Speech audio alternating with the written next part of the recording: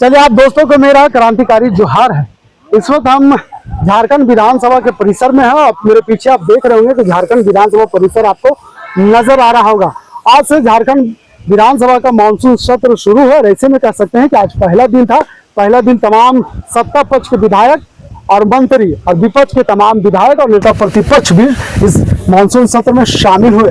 ऐसे में कह सकते हैं कि जब मानसून सत्र की शुरुआत हुई और जब पहले ही दिन जब तमाम सत्ता पक्ष के विधायक और मंत्री या विपक्ष के तमाम विधायक जब अंदर जा रहे थे, उससे पहले ही झारखंड विधानसभा के बाहर एक मामला गूंज उठा।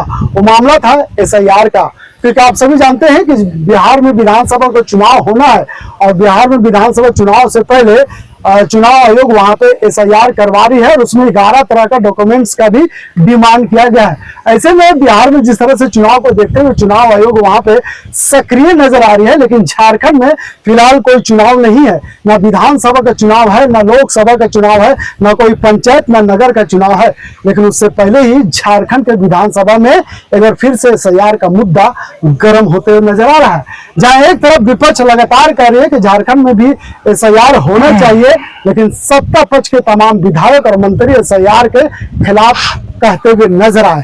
दूसरा बात है, जिस तरह से आपने हाल ही में देखा था कि किस तरह से सरकार ने अटल क्लिनिक का नाम बदल करके मदर टेरेसा का नाम रखा है। एक बार फिर से उसके बाद से ये विवाद लगातार गूंज रही है और अब सदन के भीतर भी गूंजने वाली है। तो तीसरा सवाल यह है कि जिस तरह से हाल के दिनों में आपने देखा कि रामगढ़ में एक घटना घटी थी, आफ्ताब अंसारी का वहां पे मॉब लिंचिंग में हत्या हो गई और उसके बाद वहां के थाना प्रभारी को लाइन हाजिर कर दिया गया है।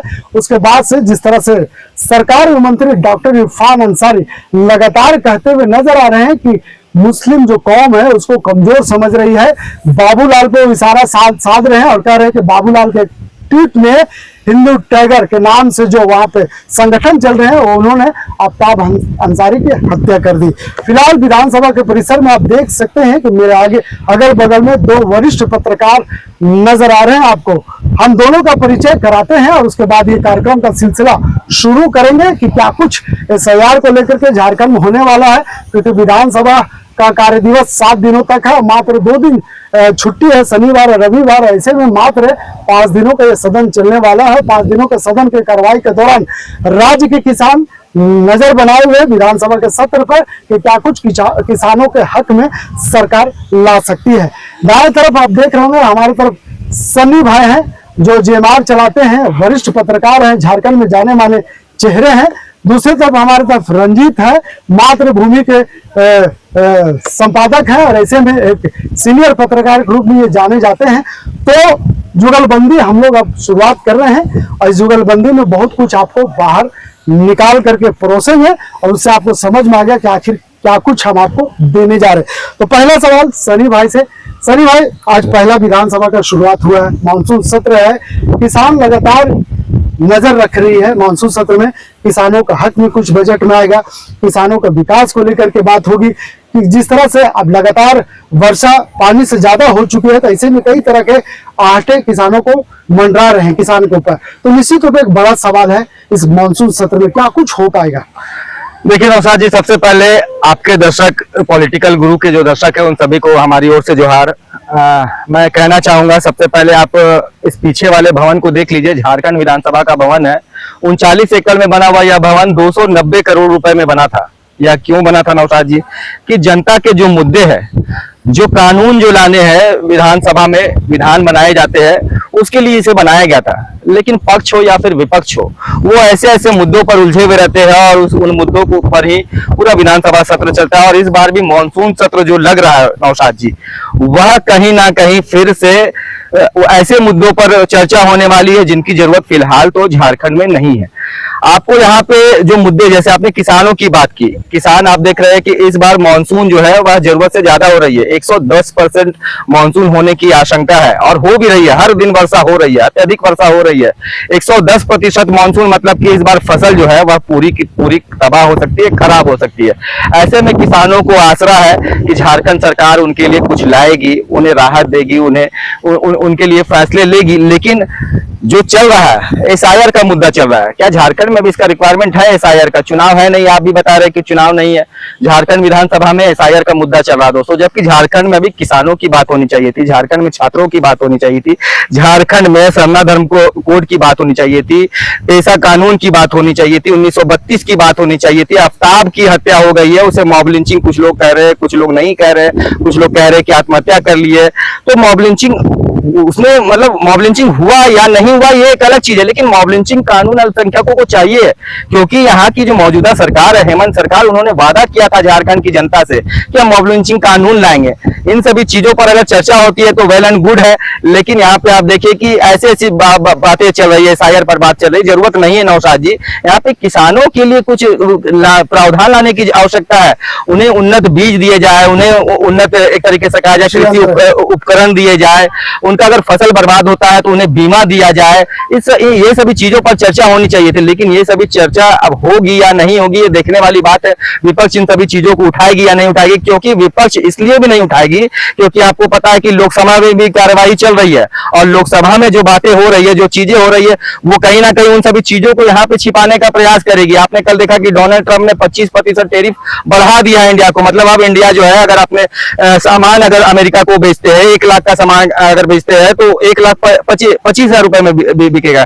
कहने का मतलब है कि अब इंडिया के बाजार का रिक्वायरमेंट इंडिया अमेरिका में कम होगा, जिसकी वजह से यहाँ पे महंगाई बढ़ सकती है। जो उत्पाद जो यहाँ पे हो रहा है वो अब उस पर असर पड़ेगा, आपके माल नहीं बिकेगा तो फिर ये होगा, आप दूसरे जगह पे मतलब तेल का महंगाई बढ़ सकता है, बहुत सारा असर पड़ सकता है, बेरोजगारी वगैरह सब कुछ होगा इसकी वजह से। लेकिन इन सभी चीजों पर अगर विपक्ष अगर उनसे बात करे तो उन सभी चीजों को दबाने के लिए दूसरे अन्य मुद्दों पर भटकाने का प्रयास करेंगे। आप हमेशा देखिए, चाहे लोकसभा हो या फिर विधानसभा हो, सिर्फ एक ही चीज चलता है, वो है धर्म, और सिर्फ धर्म पर ही चर्चा होती है। इसके अलावा विकास के मुद्दे नहीं होते हैं। मैंने बताया कि 290 करोड़ रुपया का विधानसभा, क्या फायदा, आप यहाँ पे छटाई लगा के भी बैठ सकते थे, कोई आवश्यकता नहीं थी इस विधानसभा को बनाने का। जब आपके यहाँ पे जो नेतागण है, जो आपको यहाँ पे जो देख रहे हैं, वो आपके मुद्दों को नहीं ला पाते हैं, तो फिर क्या फायदा। एक पूरे विधानसभा सत्र को चलाने में करोड़ों रुपए की खर्च होता है हर विधानसभा सत्र में, तो फिर जनता तो आंख लगा के बैठी हुई है, लेकिन कुछ ऐसा होने वाला नहीं है नौशाद जी। और क्योंकि मैं पिछले 5-6 सालों से यहाँ पे विधानसभा को कवर कर रहा हूँ, और मैंने देखा है कि किस तरीके से कभी मस्जिद यहाँ पे नमाज नहीं पढ़ी जाएगी, कभी क्या होगा, मतलब ये सभी चीजें चलती है, और उसी में पूरा विधानसभा सत्र जो है वो भटक जाता है। यही चलता है झारखंड में। निश्चित तौर पर मान के चलिए कि जिस तरह से सनी जी आपको बता रहे थे कि किसानों के मुद्दे होने चाहिए, किसानों को उन्नति किस तरह से बीज दिया जाए, उनके किस तरह से कृषि यंत्र दिया जाए, तमाम ऐसे मुद्दे मानसून सत्र में होना चाहिए। लेकिन विपक्ष मुद्दे से भटका रही है सरकार को भी और जनता को भी। हम बने रहेंगे वीडियो में, और हम आपको उन सवाल भी सुनाएंगे जो यहाँ पे निकल रहे हैं, तमाम विधायक, मंत्री और विपक्ष के विधायकों का वो बयान भी सुनाएंगे, क्लिपिंग आपको डालेंगे इसी वीडियो के अंतराल में, अब आप उसको सुनिएगा। रंजीत भाई, एक बड़ा सवाल ये है कि जिस तरह से मानसून सत्र का आज पहला दिन है, पहला दिन सदन की कार्रवाई शुरू होने से पहले ही सदन गर्म नजर आया। बाहर जब कार्रवाई सदन की खत्म हुई तो गर्म नजर आया, क्योंकि हम मान सकते हैं, देश भी जान रहे हैं कि बिहार में विधानसभा का चुनाव होने वाला है, और वहां पे एक्शन में नजर आ रहे हैं चुनाव आयोग, वहां पे एसआईआर जैसे काम करवा रहे हैं। आपने देखा अजीत कुमार अंजुम ने तमाम ऐसे मुद्दे खबरें चलाने के सोशल मीडिया में काम किया। क्या लगता है कि झारखंड में ये मुद्दे होने चाहिए, वो भी मानसून सत्र में? मानसून सत्र में होने तो नहीं चाहिए, लेकिन होगा जरूर, क्योंकि बिहार जो है हम लोग का झारखंड का एक पड़ोसी राज्य है, और यहाँ के कई जो राजनीतिक दल है वहाँ भी चुनाव में पार्टिसिपेट करते हैं। यहाँ के जिस राष्ट्रीय दल तो कांग्रेस और बीजेपी तो करेगी, साथ में आरजेडी, जेडीयू और जेएमएम भी अपना हिस्सा बोल रहे कि हमको महागठबंधन में चाहिए। तो यहाँ जो विधानसभा सत्र जो चलेगा, तो राजनेताओं और राजनीतिक दलों का क्या मेन एजेंडा रहता है? मेन एजेंडा रहता है वोट का एजेंडा, और वोट का एजेंडा जब है तो वो चलेगा मुद्दा जो बिहार में होने वाला है। भले ही यहाँ चुनाव नहीं है, यहाँ पर आपको विधानसभा चुनाव और लोकसभा का चुनाव जो झारखंड में है, जो 4 महीने के अंतराल में एक ही साल हो जाता है, फिर अगले 5 साल तक चुनाव नहीं होता है। लेकिन बिहार में जस्ट 1 साल के बाद चुनाव होता है, तो बिहार चुनाव का कहीं ना कहीं असर दिखता है। और दूसरी बात, जो अभी मानसून सत्र चलेगा, तो हम लोग हमेशा की तरह उम्मीद है, जनता को उम्मीद है, जिस तरह उससे हम लोगों को भी उम्मीद है। लेकिन सत्र एक तो कहा जा रहा है कि सत्र का जो है छोटा सत्र रखा गया है, लेकिन अगर छोटा सत्र भी है, लेकिन अगर उसका पूरा उपयोग हो जाए तो जनहित में कई फैसले जो है लिए जा सकते हैं। लेकिन अभी क्या हो गया कि पिछले सत्र में हम लोग ये बजट सत्र चल रहा था, तो उसमें भी हम लोग ये देख रहे थे कि कई सारे विधायकों के, सरकार के, सत्ता पक्ष के विधायकों की भी समस्याएं थी अलग से। एक प्रमुख समस्या होती है कि लोगों को कहते हैं क्या कि मेरा जवाब जो है सही नहीं आता है। मतलब विधायक अगर सदन की गरिमा को बनाए रखना पूरा सदन का काम है, पूरा जनता की नजर, सबसे बड़ी पंचायत है ये राज्य की। लेकिन अगर विधायक इस तरह का क्वेश्चन कर रहे हैं कि हम जो सवाल पूछ रहे हैं और जवाब कुछ और आ जा रहा है, एक तो पॉइंट ये हो गया। दूसरा पॉइंट है कि अब वो जवाब आ भी रहा है कुछ, तो उस पर कार्रवाई कितना हो रहा है। ऐसा तो नहीं हो रहा है कि सिर्फ सवाल पूछ लिए, उधर से कुछ ना कुछ जवाब आ गया। और अभी सोशल मीडिया का जमाना है, तो सारे विधायक भी अपना सोशल मीडिया का टीम है, जो सवाल आप पूछते हैं उसको एज ए रील के रूप में बना लेते हैं और फिर उसको महीना भर उनका रील पे वो चलते रहता है कि मैंने जनता को दिखाने के लिए कि मैंने खड़ा हुआ और मैं इस विषय को उसको पूछ लिया। लेकिन साफ तौर पर कहा जा सकता है कि जनता को तमाम नेता दिग्भ्रमित कर, दिग्भ्रमित होता है, क्योंकि परिणाम क्या होता है।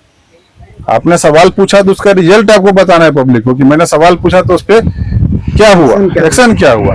ऐसा नहीं कि हम सिर्फ खड़ा होकर सवाल हम पूछ लिए हैं और उसका रील बना के और उसको अपना समर्थकों से प्रचारित करा रहे कि हम खड़ा हो गए तो भाई हम सवाल हम पूछे थे। दूसरा है कि जो विधेयक जो पेश होता है, तो हम लोग देख रहे हैं जैसे जैसे राजनीति आगे बढ़ रही है, समय बढ़ रहे हैं, तो चर्चा काफी कम होता है। बहुमत के आधार पर सरकार तो कोई भी बिल पास करा सकती है, चाहे यहाँ विधानसभा हो चाहे लोकसभा हो, लेकिन उसमें क्या खामी है, क्या क्या बातें हैं, जब होगा तो चर्चा पूरा होना चाहिए उस पर। लेकिन कहीं ना कहीं आजकल इस तरह का लोगों की कमी हम लोग के सदन में, जनता ही चुन के भेजती है, इस तरह के लोगों का पूरा अभाव है जो किसी बिल पे चर्चा कर सके, संपूर्ण चर्चा बात हो।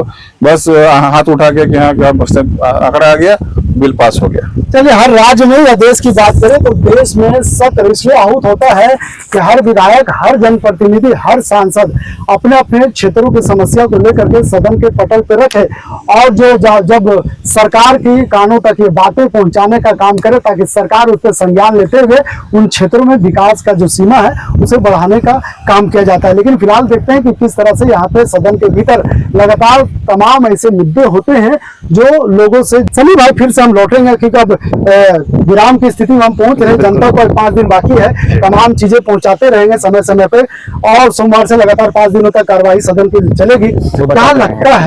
क्या लगता है कि जिस उम्मीद के साथ मुख्यमंत्री हेमंत सोरेन ने राज्य में सरकार चलाई 5 साल तक, फिर सरकार चला रही है, मुख्यमंत्री हेमंत सोरेन ने अब सेशन 2 में उन्होंने जो घोषणा किया है, लगभग कुछ ऐसे योजनाएं जो धरातल पे बहुत अच्छे से चल रहे, चाहे मैया योजना की बात करें, डीडीपी की बात करें, शिक्षा की बात करें, तमाम ऐसी चीजें हैं धरातल पे चल रही है, लोग उसका फायदा भी उठाते हुए नजर आ रहे हैं। लेकिन जिस तरह से अटल क्लिनिक एक बहुत बड़ा मुद्दा है जा रहा, क्योंकि आप देख रहे लगातार स्वास्थ्य मंत्री डॉक्टर इरफान अंसारी लगातार गंभीर भी नजर आ रहे हैं। अभी हाल ही में 126 डॉक्टरों को उन्होंने नियुक्ति की, 3 लाख रुपया दे करके डॉक्टरों को नियुक्ति की।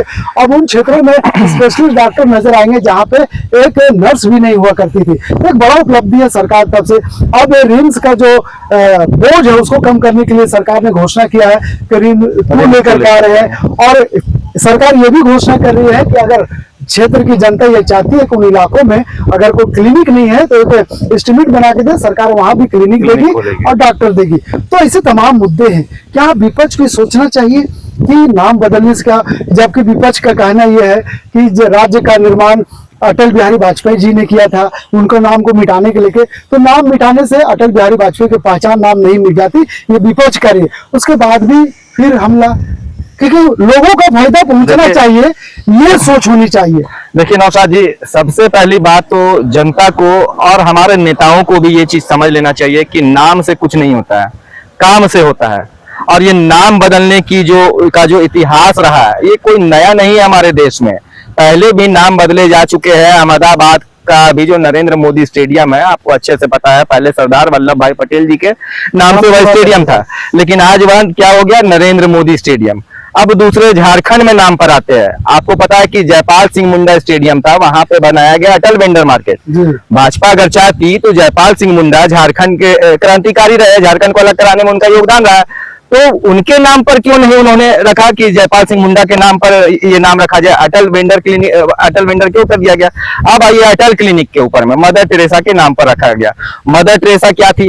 वो वैसे लोगों को जो भूखे थे, जो स्वास्थ्य, जिनका स्वास्थ्य अच्छा नहीं रहता, मतलब स्वास्थ्य के क्षेत्र में, शिक्षा के क्षेत्र में, सभी क्षेत्रों में अच्छा काम किया उन्होंने। भीख मांगा करती थी वो, और भीख मांग करके वैसे लोगों को वो देखा करती थी, और इसी वजह से मदर टेरेसा को भारत रत्न का अवार्ड मिला।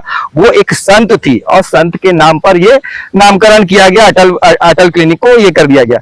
लेकिन भाजपा को नाराज ये है कि अटल क्लिनिक का नाम बदल के मदर टेरेसा किया गया, और भाजपा के लोग खुद कहते हुए नजर आए कि मदर टेरेसा एक ऐसी नारी थी जो स्वास्थ्य के साथ साथ लोगों को धर्म परिवर्तन करती थी। आरोप लगा रही है भाजपा। जी देखिए, ये तो फिर भाजपा की अगर ये सोच है अगर ऐसी, तो फिर क्या ही कहा जाए। इससे आप अंदाजा लगा सकते हैं, जनता भी इस चीज को समझती है कि भाजपा क्या कर, वो उनका काम ही है हर चीज में धर्म का एक एंगल ढूंढना।